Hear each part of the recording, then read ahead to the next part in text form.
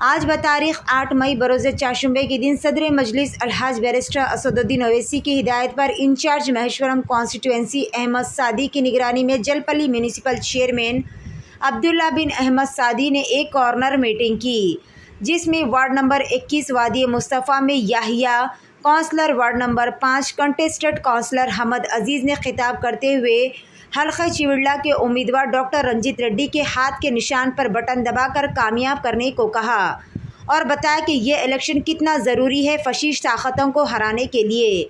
BJP संघ परिवार का अज़म किया। NRC, CAA, uniform civil code, पिछले 10 सालों में माइनॉरिटीज़ पर कितने जुल्म हुआ है, गौरक्षा के नाम पर शरीयत में मदाखलत करते हुए। इन सब को रोकना है तो कांग्रेस पार्टी को सेंटर में कामयाब करना है और यहाँ से डॉक्टर रंजीत रेड्डी को जिताना है। इस मौके पर वार्ड नंबर 23 के नुमाइंदा counsellor Syed Ali, president ward number 21 Awais Sadi, Salik Nasir, Ghaus, president ward 23 Mohammed Ghaus, president Syed Feroz, youth president Naveed और कसीर तादाद में मर्द और ख़वातीन भी मौजूद थे। आइए देखते हैं इस खुसूस में वहाँ के चंद मनाजिर। अस्सलाम वालेकुम रहमतुल्लाहि व बरकातुहू। मैं सबसे पहले तो हमारे सदूर और मुतमदीन और हमारे अवैस भाई का और तमाम हमारे काउंसलर हमद भाई और हमारे यैया भाई सबका शुक्रिया अदा करता हूँ और हमारे ख़वातीन औरतों का भी शुक्रिया अदा करता हूँ जो अपना कीमती वक़्त देकर यहाँ पर आए। मैं आपका शुक्रिया अदा करता हूँ जो आप हमारी बात सुनिए और हमारे नौजवान साथियों का और हमारे बुज़ुर्गों का। ये वक्त अभी इलेक्शन का मौसम है, अभी बहुत गर्म है। जैसा देख रहे हैं कि बीजेपी वाले जो जुल्म कर रहे हैं हम पर, कि 10 साल से जो जुल्म करे हम पर जानवर के नाम पे हमारे, कभी हमारी शहरियत लेने की बात करते, कभी हमको दूसरे दर्जे का शहरी बनाने को बोलते, हमारे हकूक़ छीन रहे हो। तो ये लड़ाई हमारी है, हमको मिल के लड़ाई को लड़ना पड़ेगा।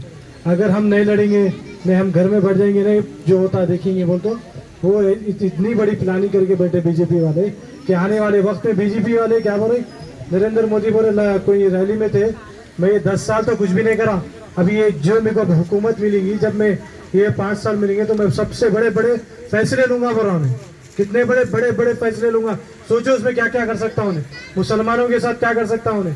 उन्हें मंगलसूत्र की जब बात कर रहा, जब बीजेपी की कैंडिडेट जब एक तीर मार रही मस्जिद की तरफ, तो उनके पास कितनी नफरत होगी मुसलमानों के आपसे, बोलिए।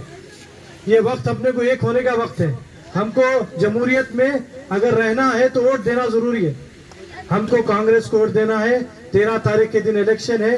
13 तारीख के दिन आप सुबह अव्वलीन वक्त में उठ के जाके कांग्रेस को वोट देना।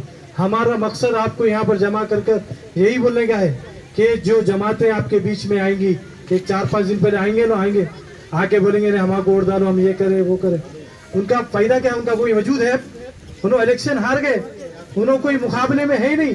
अब सिर्फ मुकाबला है तो सिर्फ कांग्रेस और बीजेपी का है। तो हमको मुतहद रहकर एक तरफा ही वोट डालना है। अगर हमारा वोट अगर बटेगा तो आप समझना सीधा बीजेपी को वोट डाल रहे हैं, सीधा बीजेपी को वोट डाल रहे हैं।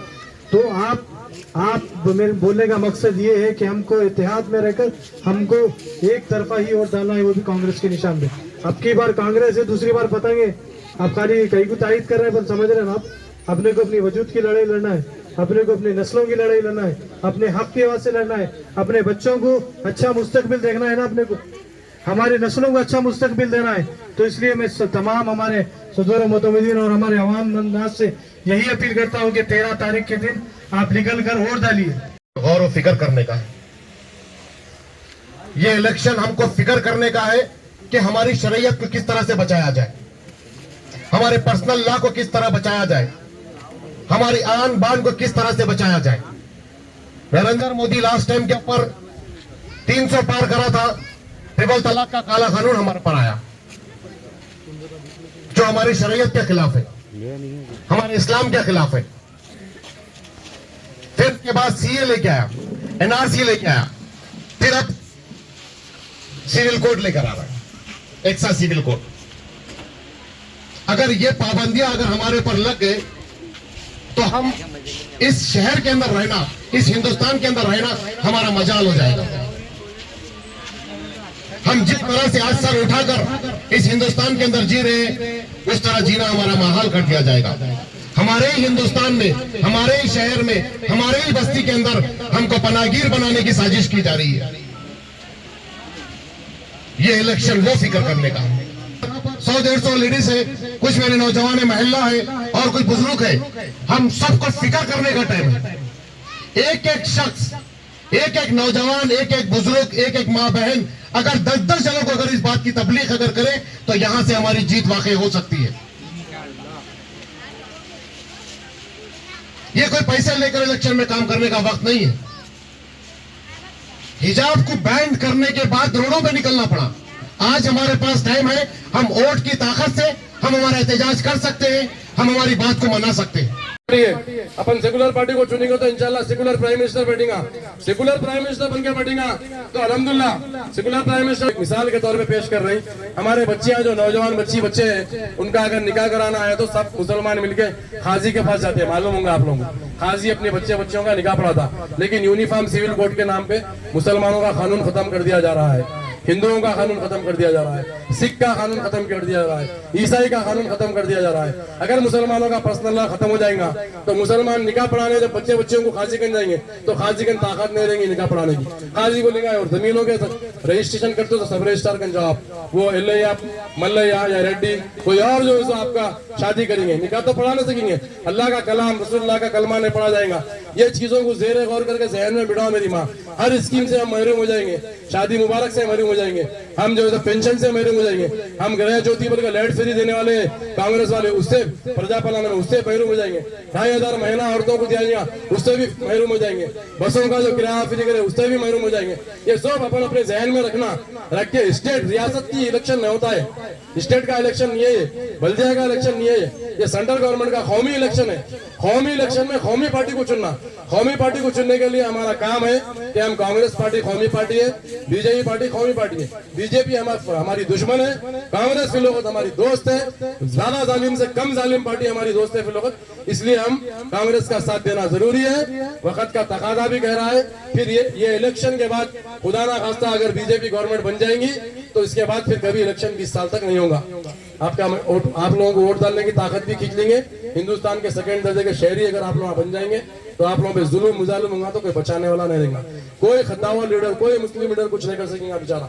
अब वक्त है, वक्त का तकाजा है, करो या मरो का टाइम है।